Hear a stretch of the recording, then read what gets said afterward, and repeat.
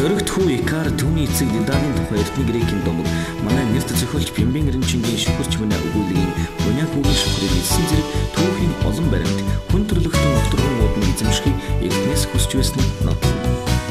Хүний хүсэл мөрөөдөл хийгээд оюун ухаан хязгааргүй юм.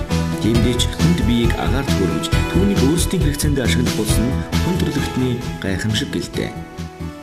1754 онд Оросын нэр төлөнтөн Ломоносов цагуурын багаж хөргөх загвар зохион бүтээсэн нь орчин үеийн нисдэг иргэний анхны загвар байлаа. 1876-аас 1877 онд Можевскийн нисэх онгоцны хэд хэдэн загвар зохион бүтээж туршин туршилтандаа тулгуурлан зарим эдэнгийн мөццийг судалсны дүнд дэлхийн анхны нисэх онгоцыг зохион бүтээсэн гэдэг. Ингээд 1900 оны ихээр нисэх загвар сонирхогчдын хүрээг өргөжж спортын жишг хандлагатай болж ирлээ. Европын зарим орнуудад тэр дундаа Англи, Франц зэрэг орнуудад олон клуб дугуулан хичээлж нисэх загварын тэмцээнд зохиогдож байлаа.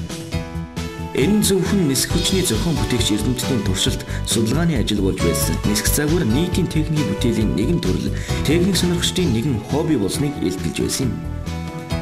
Энэ хобби спорт болон хөгжиж нисэх загварыг шинийг санаачлагч, зохион бүтээгчдийн эчний сургууль, инженерийн спорт баг нисэх хүчин гэх болсон юм. Дэлхийн нисэх загварын түүхээс цугс өгүүлэхэд ийм байна. Харин манайд нисэх загвар хизээнээс хөгжиж эхлэв. 1965 онд Монголын пиано сурагчдын ордонд нисэх загварын дугуйл анги байгуулагдсан үеэс манай нисэх загварын түүх эхэлнэ.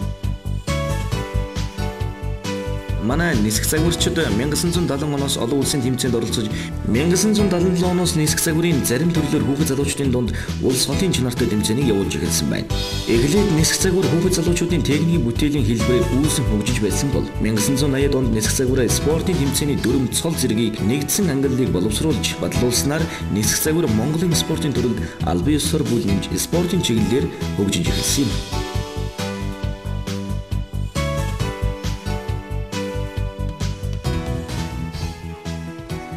Хүүхэд залуучуудын техник бүтээл сэтгэхүйг хөгжүүлэн бодол санааг нь бодит зүйл болгон хүний оюун ухааныг агаарт хөргөн тэнгэрт нисгдгээрээ нисэх загвар гайхамшигтай юм. Өөрөөр хэлбэл аэродинамикийн шинжлэх ухаан нь хүний оюун ухаан бүтээл сэтгэхүйг хөгжүүлж спорт талаас хүний эрүүл мэндэд тустай юм. Тийм ч учраас энэхүү нисэх загвар сонирхогчдыг зохион бүтээгч тамирчил гэдэг юм.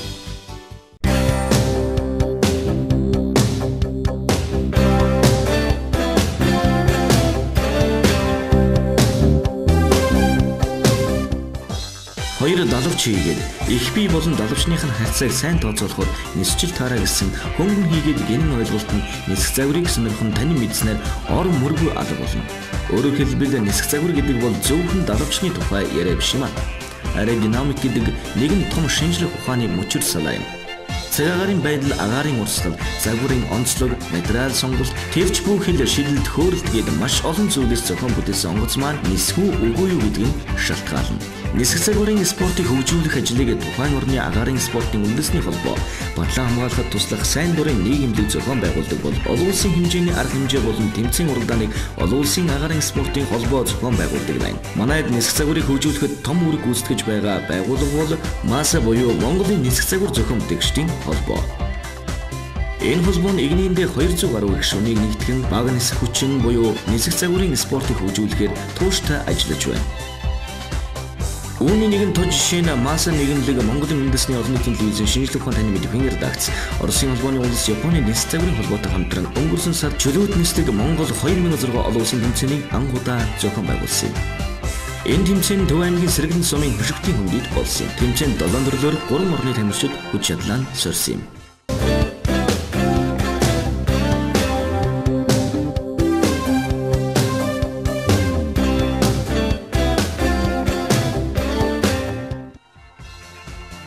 Бага нисэх хүчин буюу инженерийн спорт гэдэг нисэх загварын спорт нь чөлөөт нислэг, жолоодлогт, дуураймал, радио удирдлагт загварын төрлүүдээс бүрдэнэ. Нислэгийн үед загвар нь зохион бүтээгч буюу тамирчинтай ямар нэгэн холбоогүй байвал чөлөөт нислэгийн загвар гинэ. Чөлөөт нислэгийг нисэх загварын F1 төрөл гинэ. Энэ төрөлд фланерийн F1A, элзэний хөдөлгөөрт F1B, хугацаат нислэгийн F1C, тасалгааны F1D гэсэн ангиллуудад багтана. Чөлөөт нислэгийн төрлийн тэмцээнийг нислэг үргэлжлэх хугацаагаар явуулдаг онцлогтой. Чөлөөт нислэг Монгол 2006 олон улсын нөхөрсөг тэмцээний чөлөөт нислэгийн төрлүүд болох фланер, элзэний хөдөлгөөрт хугацаат нислэгийн ангиллуудаар явагдлаа. Одоогийн байдлаар өнөөдөр 4 төрлийн тэмцээн явагдаад урьдчилсан дүн арчаад байж байна. Маргааш чөлөөт нислэгийн Pioneer-ийн F1A төрлийн тэмцээн, F1B, F1C төрлийн тэмцээнүүд явагдаад энэ удаагийн тэмцээн өндөрлөх юм аа. Энэ спорт маань бол чөлөөт нислэгийн гэдэг утгаараа бол агаарт чөлөөтэй ниснэ.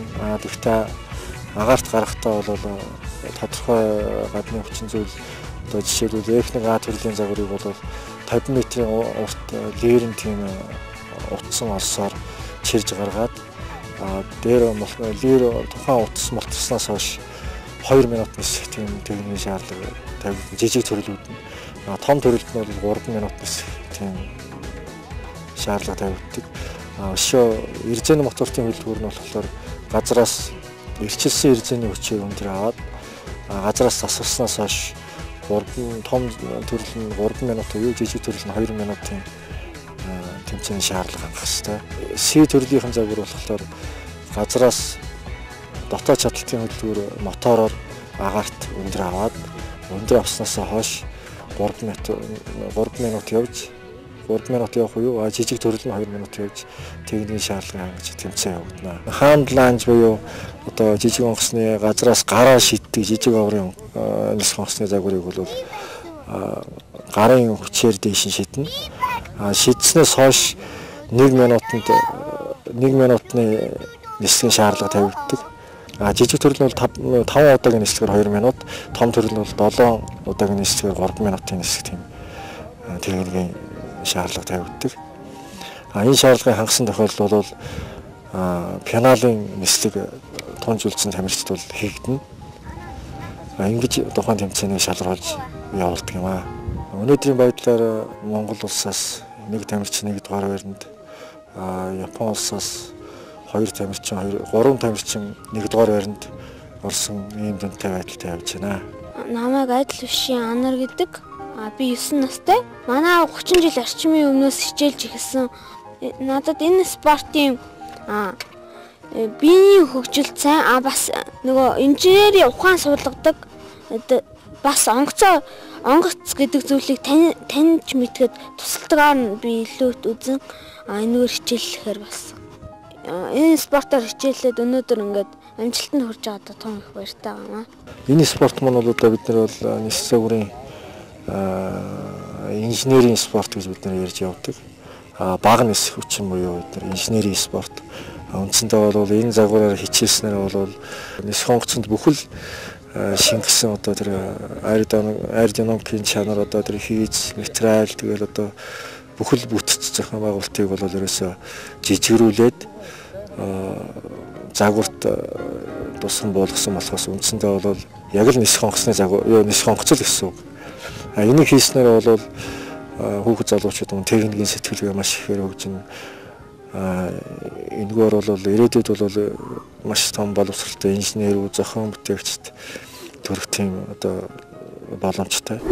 Одоо бол манайд бол энэ Pioneer-ийн чөлөөт нислэгийн дотроо бол энэ Pioneer-ийн F1A төрлийн загвар бол бид нар бол олон улсын тэмцээн болон дэлхийн аваргын тэмцээнд бол ороход бол маш их боломжтой төрөл, маш их хөгжиж байгаа. Тийм ер нь одоо манай энэ ган зэрэг тамирчин бол Японд бол олон жил байхдаа бол энэ өөрийнхөө энэ чөлөөт нислэгийн F1A төрлөөр бол хичээллээд дэлхийн аварга Японы аварга хүртэл болж исэн. Одоо тэгээ энэ удаагийн тэмцээнд бол бас Японы аварга бөгөөд Японы 2-3 удаагийн аварга 3 тамирчин ирсэн. Бас дэлхийн аваргын мөнгөн медальтай тамирчид ирсэн. Эднэртэй бол бас нэлээд сайн өрсөлдөж амжилт гарах байхаа.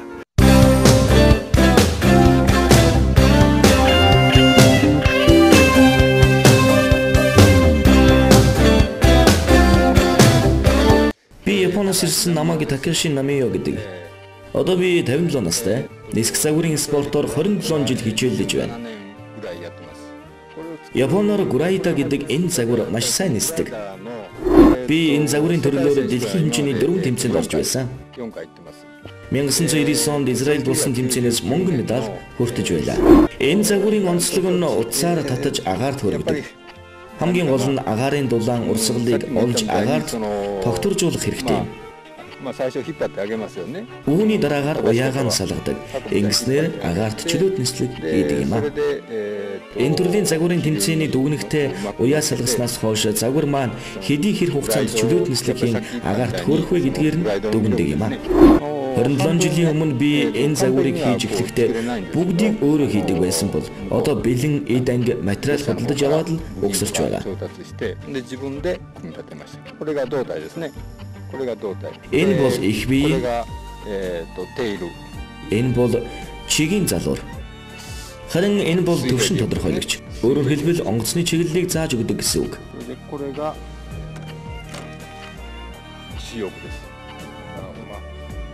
Энэ бол далавчийг их биетэй холбож өгдөг гол байгаа юм а.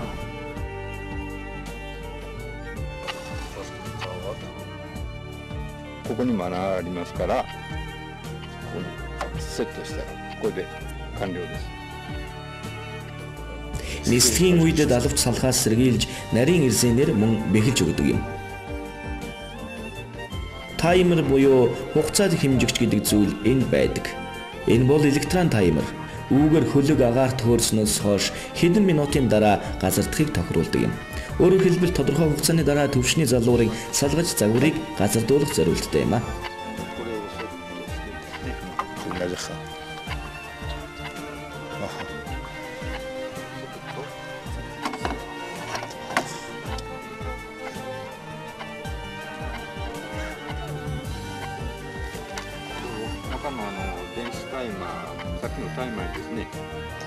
Эхлээд электрон хугацаа хэмжигчдээр программа хийгээд хугацаагаа тохируулж уншуулдаг юм.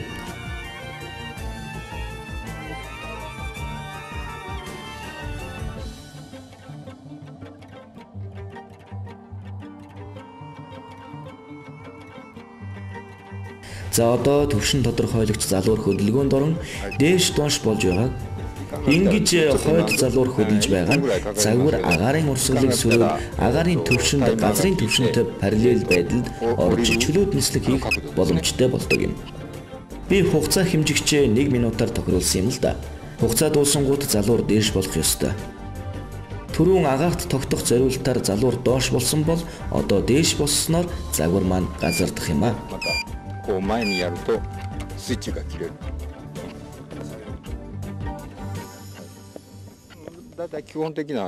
Энэ загварын дундаж хэмжээ нь 410 г байдаг. Миний энэ загвар бол 415 г орчим жинтэй. F1A гэдэг энэ загварыг бүтээхэд дунджаар 150 мянгаас 200 мянган йен шаардлагатай. Энэ Монгол мөнгөөр ойролцоогоор сая 500-аас 2 сая төгрөг гэсэн үг л дээ. Хамгийн үнэтэй нь хугацаа хэмжигчлээ.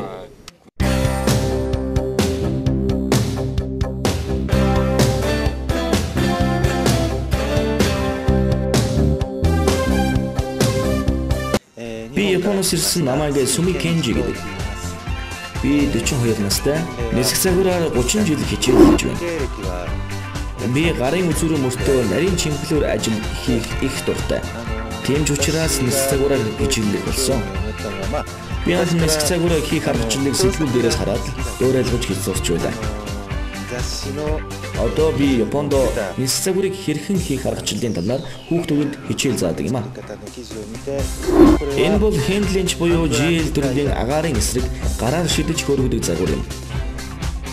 Иймхүү агаарын эсрэг шидснээр дээш хөрч агаарын урсгалд орж чөлөөт нислэг хийдэг юм а. Энэ загварт ямар нэг хөдөлгүүр мотор байхгүй. Агаарт татаж гаргах уяач байхгүй. Загвараа нисэхийн тулд хэмжээг нь зөв тохируулж хийхээс гадна зөв арга барилаар шидэх хэрэгтэй. Хамгийн гол нь агаарын дулаан урсгалыг олж чиглүүлж шидэх хэрэгтэй л дээ. Зөв шидээд агаарын зөв урсгалд орсон тохиолдолд загвар дээш хөргөгдөн агаарт хүрдэг юм. Сүүлийн үед нисэх загварын энэ төрөл Японд их дэлгэрч байгаа. Манай нисэх загварын клубүүдээс сард нэг удаа энэ загварын төрлийн тэмцээнийг зохион байгуулдаг юм.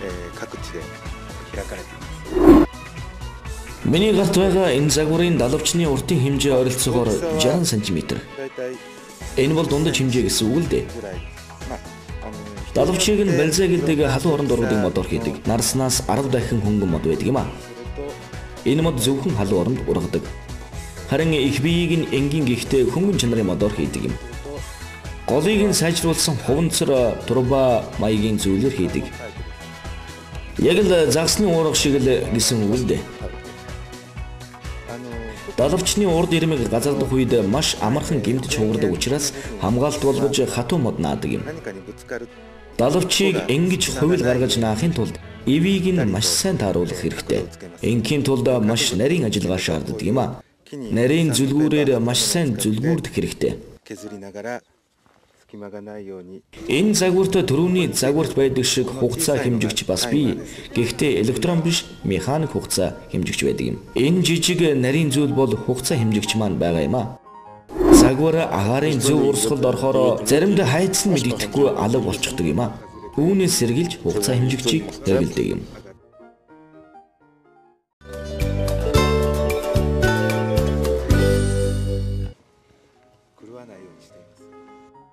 Тухайн загварыг хийхэд нарийн тусгай багаж хэрэгсэл ашиглаад байдаггүй. Энгийн хаяч цаасны утганаас аваад гарын доорх жижиг зүйлсийг ашигладаг. Гэсэн чинь нарийн нямба чимхлүүл ажил их шаардна. Зарим тохиолдолд бүтэн жилийн турш хийж бүтээсэн загвар тэмцээний өмнөх туршилтын нислэгээр л эвдэрч сүтгэнч бий.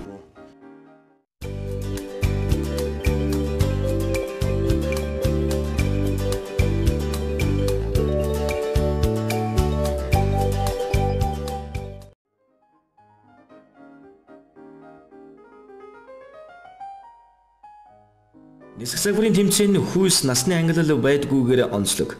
Оюун ухаан хийгээд эрүүл мэндэд тусдаа энэ хоббиг оюунлаг хүмүүний дэмждэг оюу толгой төсөл энэ тэмцээнийг ивент итгэн бидэнтэй хамтран ажилласан юм. Манай оюутлаг төсөл Монголын хөгжилд өөрөө хувь нэмрээ оруулахаар одоо олон өргөн цар хүрээтэй үйл ажиллагаанууд явуулж байна. Манай төсөл бол өнөөдөр Мөнгө аймагт хэрэгжиж байгаа. Түүний зэрэгцээ бид нар олон жижиг төслүүдийг одоо дэмжиж ажиллаж байна. Үүний дотор бол ялангуяа нийгмийн боловсролын эрүүл мэндийн салбарт их одоо төслүүдийг хэрэгжүүлж байна. Энэ яагаад одоо бид нар энэ чиглэлээр ажиллаж байна гэхээр манайх бол Монголд ер нь шинэ юм ихийг бүтэе гэж байгаа. Тэр дотроо бол одоогоор бол өнөөдрийн байдлаар бид нар чөлөөт нислэг Монгол 2006 гэсэн олон улсын нислэг одоо тэмцээнийг ивент итгэж орж байна. Аны яагаад итгэж байгаа гэхээр Монголын одоо оюунлаг залуучуудыг өсвөр үеийг бий болгоход өөрсдийн хувь нэмрийг оруулъя.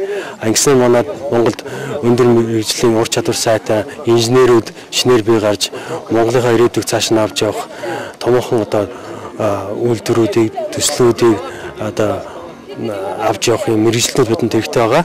Монгол улсад маань түүний дотор манай төсөл бол бас асар олон одоо 100 Монголын инженерүүдийг авч ажиллах ийм том төсөл болно. Тэгэхээр бид нар одооноос залуучуудаа бэлдэж одоо ажиллаж байна. Энэ өнөөдрийн чөлөөт нислэгт оролцож байгаа залуучуудаас сонирхсан нэгэн өөрсдийнхөө мэргэжлэр цаашаа ур чадвараа өсгөө явахын сацуу зарим нь бол техникийн аягүй сайн одоо суурь мэдлэгтэй ийм инженерүүд болдог. Эднэрийн манай төслийг цаашид бас амжилттай авч явахад хэрэгцээтэй мэргэжлүүд байгаа. Ийм сайн мэргэжлүүдтэй байж бид нар өндөр ур чадвартай ийм одоо сайн үйлдвэрийг цааш нь авч явна гэж бид нар бодож байна. Хуучин залуу техникчдийн ордон гэж байхад нисэх загварыг сонирхдаг залуучууд олон байсан. Тэдний нэг нь бодлон хамгаалахын дэд сайд Эрдэнэбат юм а. Өнөөдөр дэлхийн улс гүрнүүд хаана инженерийн оюун ухаан технологи нь өндөр түвшинд төрсэн байна. Тэр улс орн байгалийн баялаггүй ч гэсэн хөгжиж юм байна. Өнөөдөр яг эсрэгээр манай улс байгалийн баялаг ихтэй ч гэсэн энэ инженерлиг талын сэтгэлгээ дутуу өгснөөс ч юм уу бас нэг тийм сайн хөгжилтэй биш юм шиг надад санагддаг. Өнөөдөр одоо хуучны нисэх загварчин хүний хувьд нисхийн инженер мэрэгчлээ хүний хувьд бол өнөөдөр миний хувьд бол амьдралд бас их сайхан тэмдэглэлтэй сайхан үйл явдал болж байна. Залуучуудаа хараад, хүүхдүүдээ хараад одоо миний одоо хамт залуу техникчтэй ордоос хамт загварын дугуйланд явсан өнөөдрийн олон улсын мастер, олон улсын шүүгч нарыг хараад өнөөдөр үнэхээр бахархаас өөр аргагүй. Нисэх онгоц гэдэг бол бүх шинжилгээ ухааны базаж ингэж цогцолдог ийм шинжилгээ ухаан. Машин техникийг бол яг вэ явж байгаа дэвдрэхэд нь бууж байгаа засчдаг. Онгоцыг л эзэж тэгдүү. Тэнд хим, физик, биологи бүх шинжилгээ ухаан шингэсэн ийм техник байдаг.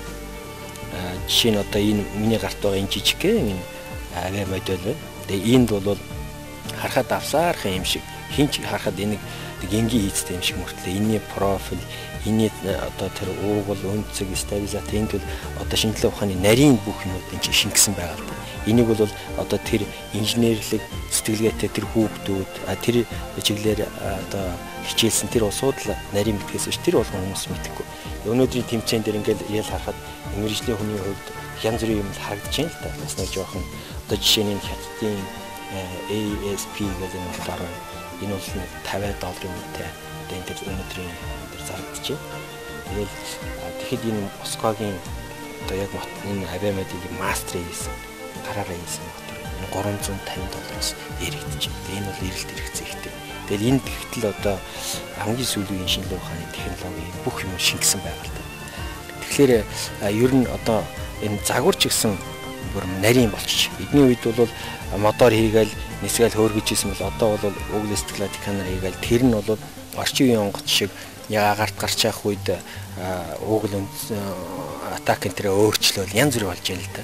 Үнэхээр дэвшил бол энэ сүүлийн 10 жил сүүлийн жилүүд бол эрс өөрчлөгдөж байна гэж хэлээ. Тэгэхээр залуучууд минь энэс битгий хоцор шинжилгээ ухааны техник бол үргэлж их хурдтай явдаг. Одоо геометри рейхэн парабол маркер ингээд дээшээ хязгааргүй тэмүүлж яадаг. Бидний амьдрал бол яг л нэг төвшөнд ингэж явж яадаг. Тийм болохоор энэний балансыг одоо барьж яхахын тулд инженерлэг сэтгэлгээгээ хөгжүүлцгээе. Инженер болохын төлөө залуучууд минь бас оролцгаая гэж хэлэх.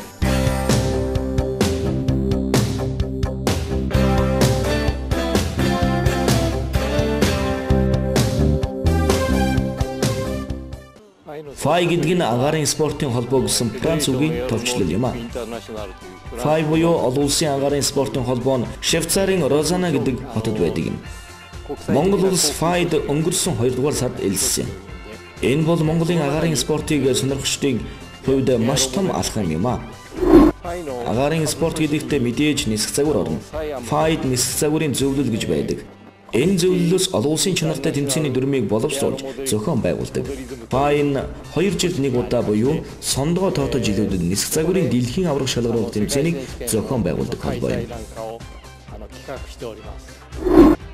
Дэлхийн аврах шалгаруулах тэмцээн нь F1A планер, F1B резиний хөдөлгөөлт, F1C таймер гэсэн 3 төрлөөр явагддаг юм. Иргэжил дэлхийн аврах шалгаруулах тэмцээн Украин улсад болох юм. Манай Японд ихэвчлэн хөгшчүүл энэ спортоор хичээлдэг.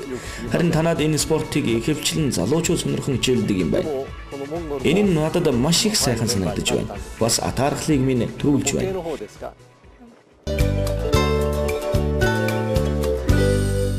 Манайх бол одоо энэ тухайн чөлөөт нислэгийн төрлийн тэмцээн бол хуучин социалистик орнуудын үед бол Болгар, Чехословак, Оросын холбооны улс, Унгар болон улсууд бол удаа дараалан тэмцээнд оролцдог байсан.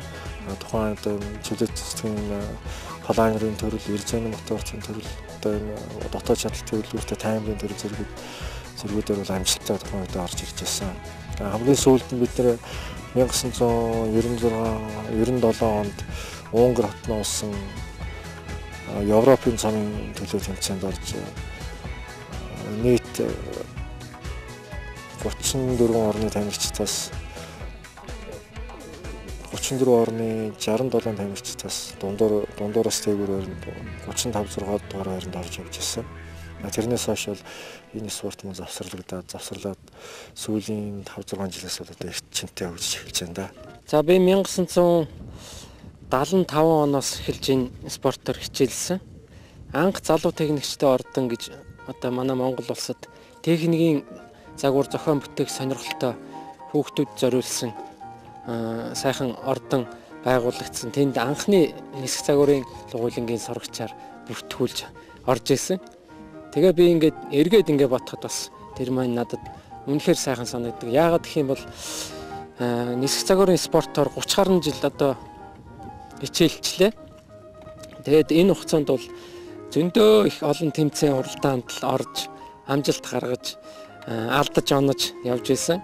Гэхдээ ер нь бол манай энэ спорт бол эрүүл агаарт, амралт, ая тухтай тэгээд өөрөө сонирхолтой зүйлээрээ хичээллээд ингээд явахт бол үнэхээр гоё байдаг. Талбай дээр онгоцоо нисгэхэд бол түүнийг удаан нисгэхийн төлөө л бодож тэмцэж ингэж ажилдаг. Өөр юу ч бодогддог үнэндээ. Тэргээрээ бас нэг тархины амралт, бие бэлтрийн одоо хатуужил төвчээр хүч хөдөлмөр зардаг. Гэтэл онгоцоо бүтээхэд бас зөндөө ажил хөдөлмөр шаарддаг. Ер нь бол энэ спорт маань насны хязгаар байдгүйгээр их онцлог. Бусад спортууд бол одоо жишээ нь гимнастик ч юм уу бүх ч юм уу бас нэг насны хязгаартай байгаад байдаг. Манай энэ спорт бол тийм насны хязгаар байдгүй. Энд бол одоо 80 настай өвгөн, 8 настай хүүхэд зэрэгцээл гүйж байна. Онгоц нэг шүүгчийн дор тэд нар оноо амжилтаа дүгнүүлэхийн төлөө өвгөн хүүхэд хоёр зэрэгцээл гүйж байна. Тэргээрээ бас нэг сонин онцлогтой юм. Тэгээд ер нь бол хөгжингөө орнуудад манай хоёр хөрш одоо жишээ нь Хятад, Оросын холбооны улс гэх мэт орнуудад бол маш сайхан хөгжсөн. Жишээ нь Орос улсад их 3 сая орчим загварчин, нисэх загварчин хичээлдэг гэсэн тийм одоо үг байдаг. Манай урд хөрш бол бас гайхалтай сайн хөгжүүлж байгаа. Яагаад тэгээд байгаа юм бэ гэх юм бол яагаад бол энэ инженерийн ухаан суусан улс нийгэмд хэрэгтэй хүмүүс энэ нисэх загвар хийснээрээ одоо аливаа зүйлийг хийх арга ухаанд сурдаг. Ирээдүйн мэрэгчлээ хүүхдүүд бол эзэмшдэг, олдог тийм ээ. Ямарваа нэг юм хийхдээ боддог, тунгаадаг, зөв хийдэг тийм хүмүүжил, тийм арга ухаанд сурдагаараа бас тийм онцлогтой. Улс нийгмийн хөгжилд бас хэрэгтэй гэж би боддیں۔ Энэ спортоор манайх бол анх зэрэг цолны бол 1989 оноос хийж өгсөн. Одоогоор бол нийт бол манд нэг 14-5 спортын маструуд байгаа. Энэ дотроос бол чөлөөт нислийн спортын маструуд бол олон улсын болон дэлхийн фагийн хэмжээний тийм шалгуураар өгдөг.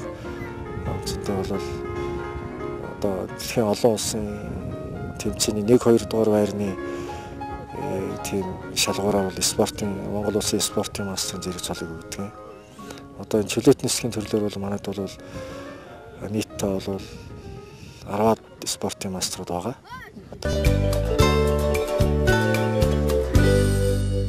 Энэ бол том ухан талбай ашиглаж одоо тэмцээний явуулт юм байна. Одоо хэлснээр 5 хайрцан 5 км-ийн том талбай дээр энэ одоо уралдаан тэмцээний зохион байгуулдаг.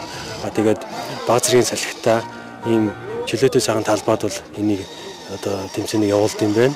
Манай Монголын одоо тэнгэр газар нутаг яг энэ спортыг хөгжихдээ одоо бүх болцоог нь олгосон юм сайхан нутаг. Монголын өргөн удам тал нутгийг миний сэтгэлийг хөдөлгөж байна. Бид нараа будаа хураасан нойтон талбай дээр загвараа нисгдэг.